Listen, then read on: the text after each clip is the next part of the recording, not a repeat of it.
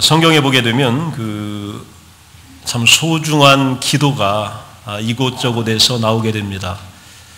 그리고 또 자녀를 위한 기도, 또 우리에게 감동을 주는 기도들이 나오게 되는데, 대표적인 것이 시편 72편에 나오는 기도입니다. 1절부터 4절까지만 잠깐 보게 되면, 하나님이여 주의 판단력을 왕에게 주시고 주의 공의를 왕의 아들에게 주소서. 그가 주의 백성을 공의로 재판하며 주의 가난한 자를 정의로 재판하리니, 의로 말미암아 산들이 백성에게 평강을 주며 작은 산들도 그리하리로다. 그가 가난한 백성의 억울함을 풀어주며 궁핍한 자의 자손을 구원하며 압박하는 자를 꺾으리로다. 이 시편 본문의 저자는 잘 알려진 대로 솔로몬 왕입니다. 그러나 솔로몬 자신의 기도가 아니라 어려서부터 아버지 다윗 왕과 어머니의 기도를 통해서 머리에 또 마음에 가슴에 못처럼 박히도록 수없이 들었던 내용들을 나중에 아들 솔로몬이 시편으로 기록한 것이 72편입니다. 그래서 마지막 20절에 이렇게 마무리를 짓고 있습니다. 이새의 아들 다윗의 기도가 끝나니라. 즉 저자는 솔로몬이지만 마지막에 아버지 다윗의 기도였음을 아들이 밝혀주고 있는 겁니다. 믿음의 아버지와 어머니가 믿음의 자녀를 위한 중보기도가 바로 이 기도입니다. 국가적이고 세계적인 지도자, 왕이 될 자에 대한 중보기도를 이 아버지가 어머니가 드리고 있었던 겁니다. 자식의 부귀영화를 위한 개인적인 인간적인 기도가 아니라 나라와 민족과 국가와 공동체를 위한 특별한 중보기도를 오늘 아버지와 어머니가 아들을 놓고 드렸던 것을 우리는 보게 됩니다. 더욱 놀라운 것은 이러한 기도를 듣고 자란 아들 솔로몬이 나중에 똑같이 이런 기도를 하게 된다는 것입니다. 다윗이 죽고 왕이 된 솔로몬이 1000번대를 드리고 마치는 날 꿈속에서 하나님이 나타나 물어보십니다. 내가 너에게 무엇을 주기를 원하느냐 물으실 때에도 놀랍게도 아들 솔로몬은 바로 부모님이 기도한 내용을 그대로 구합니다. 부모님의 기도가 오늘 아들의 기도가 되었고 이 자녀의 기도는 하나님을 기쁘시게 했습니다. 그래서 하나님은 이 자녀에게 부귀를 주었고 장수를 주었고 지혜를 주었습니다. 그리고 그 나라를 허락하여 주었습니다. 오늘 우리가 드리는 기도는요, 오늘 자녀에게는 위대한 축복이 됩니다. 그리고 우리의 기도를 동일하게 자녀들은 하게 될 것이고 이 기도를 통하여 자녀들은 위대한 축복을 경험하게 될 것입니다. 잠언에 보면 30장에 아굴의 기도가 나옵니다. 그의 기도의 내용을 잠깐 보게 되면 곧 헛된 것과 거짓말을 내게서 멀리 하옵시며 나를 가난하게도 마옵시고 부하게도 마옵시고 오직 필요한 양식으로 나를 먹이시옵소서. 혹 내가 배불러서 하나님을 모른다 여호와가 누구냐 할까 하오며 혹 내가 가난하여 도둑질하고 내 하나님의 이름을 욕되게 할까 두렵습니다. 이것이 바로 아굴의 기도입니다. 오늘 여러분이 자녀를 가슴에 안고 드리는 진정한 기도가 하나님께 반드시 상달되는 축복으로 열매 맺기를 축원합니다.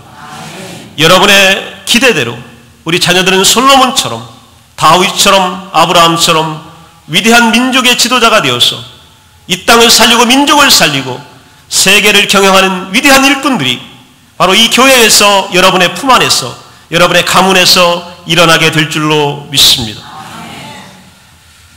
어린이 주일 우리가 자녀를 이렇게 생각하게 되면 어떤 걸 우리가 많이 생각하냐면 자녀의 어린 시절을 우리가 떠올리게 됩니다.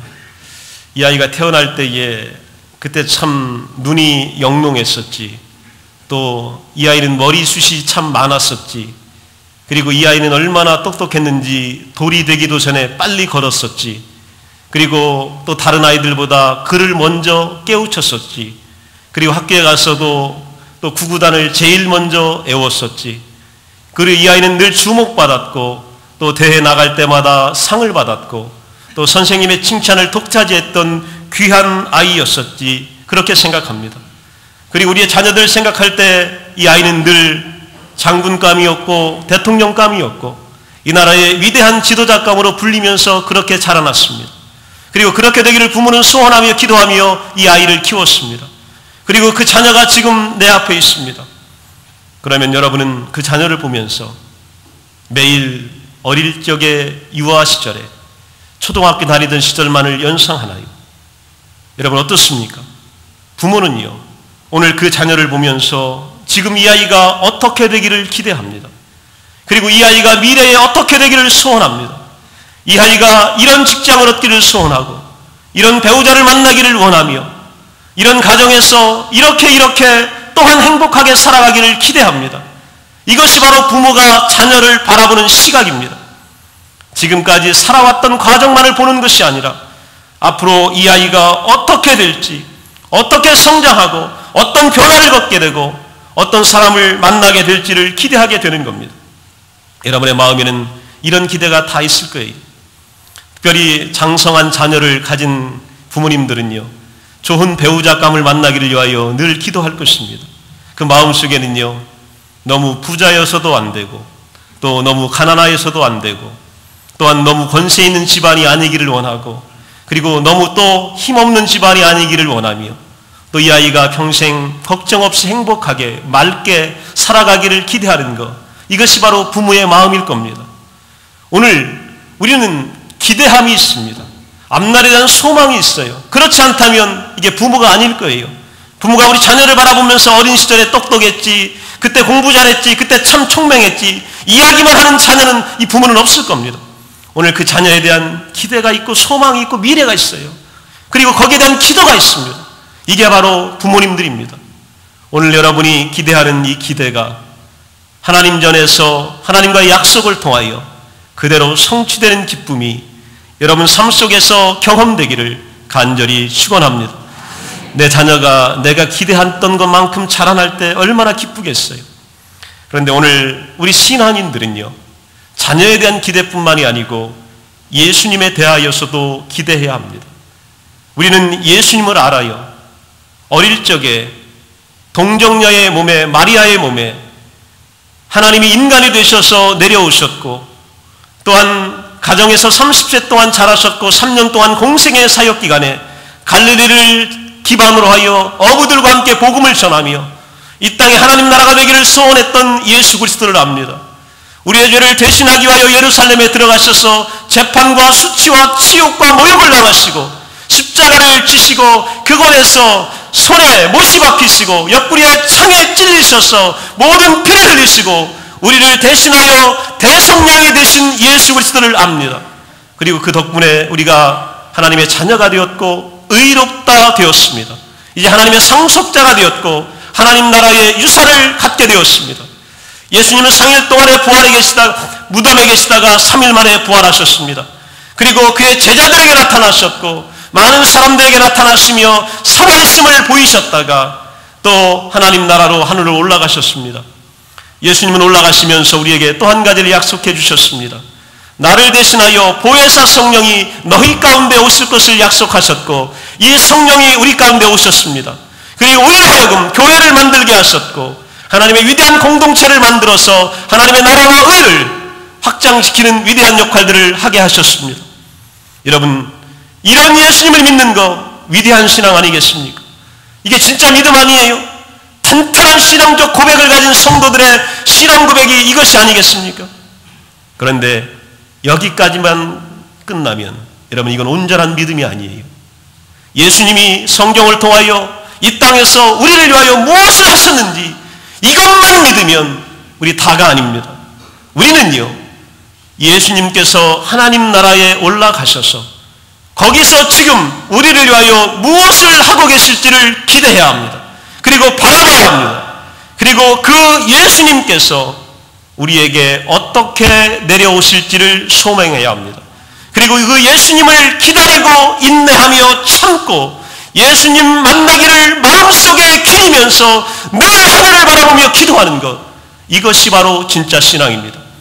여러분, 우리 잘못하면 예수님에 대한 반쪽 신앙만 가질 수 있습니다.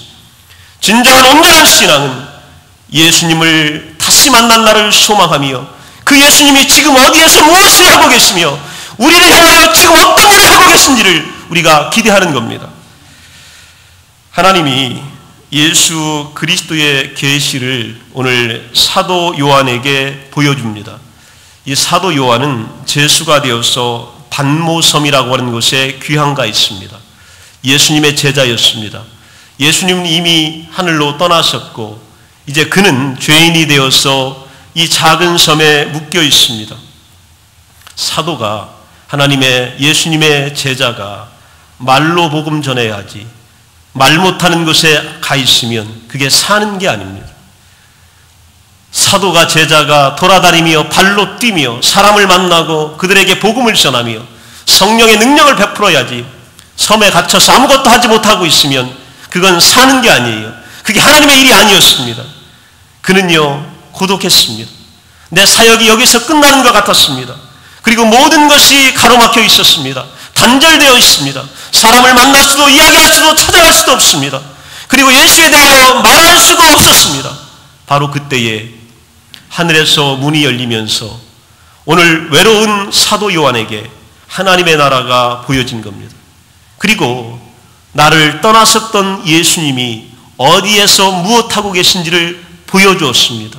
이것이 바로 요한의 계시록이고 묵시록입니다. 이것을 통하여 요한은 알게 된 거예요. 우리 예수님이 지금 무엇하고 계시고 우리에게 어떻게 오시기로 준비하고 계신지를 요한은 기대할 수 있게 된 겁니다. 그래서 그는요 자기가 본 거 들은 것을 오늘 종이에다 기록했습니다. 그리고 초대교회 7교회에 보낸 겁니다. 그리고 흩어져 있는 성도들에게 보내기 시작한 겁니다. 그리고 예수님이 어떤 분인지를 그는 또다시 증거하기 시작했습니다. 요한계시록에 보면 예수님은 제사장이십니다. 왕이십니다. 그리고 교회의 심판자로 우리에게 오시게 될 겁니다. 그리고 그분은 창조주가 되시고 구원자가 되시고 역사의 주인이 되시고 정복자가 되십니다. 그리고 더 좋은 건요 21장 22장에 예수님은 우리의 신랑이 되십니다. 여러분을 가장 사랑하는 모습으로, 여러분을 가장 기다린 자로, 여러분을 가장 가슴에 안고 있는 그 모습으로 여러분에게 내려오실 것입니다. 이것을 사도 요한은 바라본 겁니다. 신랑 되신 예수께서 우리에게로 오시는 것을 오늘 사도 요한은 바라본 겁니다. 그리고 그날을 기억하게 된 겁니다. 예수님을 지칭하는 중요한 단어는 속죄 양입니다. 어린 양이에요.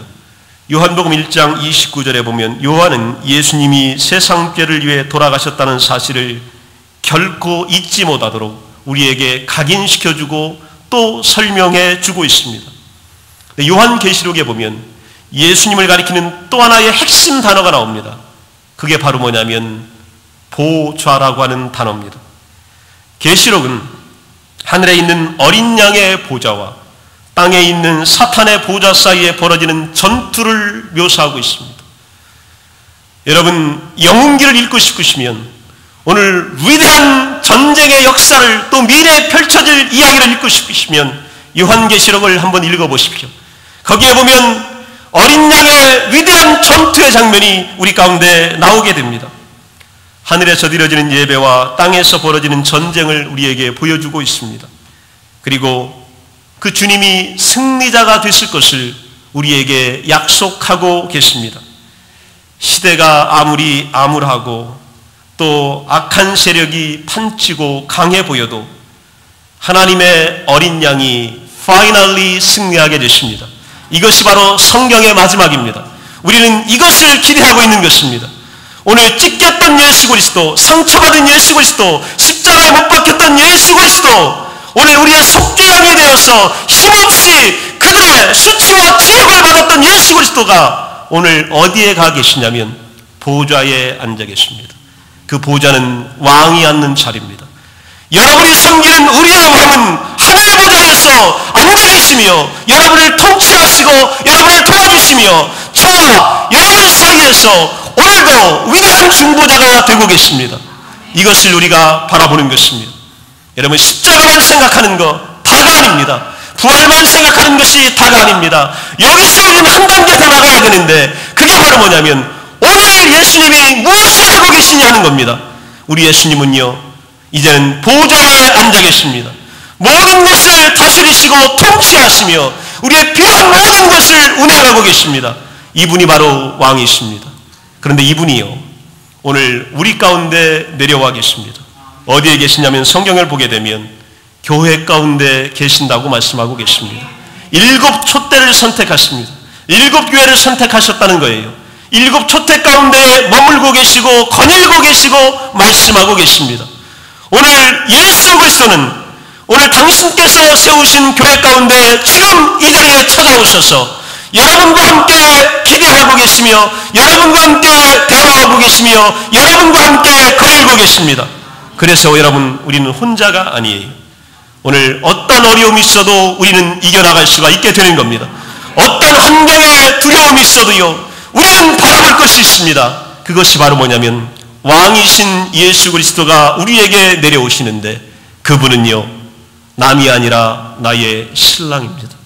나를 가장 사랑하시고 나만을 기다리시며 나에게 줄 최고의 것을 준비하시는 나의 신랑 예수 그리스도가 우리에게 좋은 것을 가지고 하늘 것을 가지고 우리에게 내려오십니다. 이것이 바로 요한계시록의 내용들입니다. 여러분, 우리는 이민생활 가운데 많은 고단함을 경험합니다. 때로는 인간관계의 배반도 경험합니다. 때로는 듣지 못할 소리를 들을 때도 있습니다. 억울한 일에 연루되어서 정말로 힘들 때가 있습니다. 때로는 가진 것이 없어서 하나님 앞에 눈물로 하소연할 때도 있습니다. 때로는 바라볼 만한 그 어떤 이유도 없어서 절망하는 순간도 있습니다. 그러나 부활하신 예수 그리스도는 그런 여러분을 위하여서, 오늘 나 같은 존재를 위하여서 왕의 보좌에 앉으셔서 우리에게 승리를 가져다 주시기 위하여 준비하고 계십니다.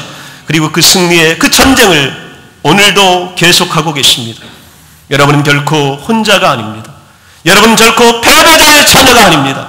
여러분의 왕은, 여러분의 신랑은 예수 그리스도시고 이 땅의 통치자가 되십니다. 이 통치자의 위대한 역사를 여러분 만나보시기 바랍니다. 이 통치자의 위대한 역사는요, 이제 수요일 저녁에 매번 진행되게 됩니다. 수요일날 만나셔서 우리 요한계시록을 통하여 우리에게 어떤 일이, 예수 그리스도가 우리를 위하여 어떤 일을 행하시는지를 기대하도록 하시겠습니다. 우리 다 함께 자리에서 일어나셔서 우리 기도합니다.